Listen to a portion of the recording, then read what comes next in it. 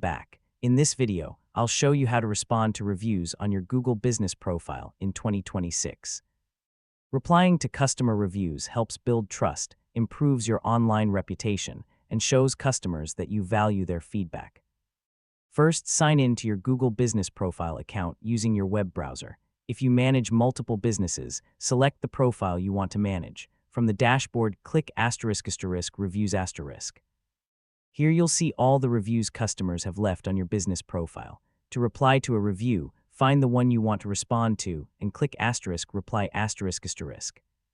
For positive reviews, thank the customer for their support and let them know you appreciate their business. A simple and friendly response can encourage more people to leave reviews. If you receive a negative review, stay professional and polite.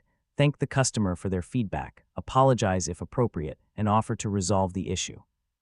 Avoid arguing or sharing personal information in your reply. After writing your response, click * post reply ***. Your reply will appear publicly below the customer's review.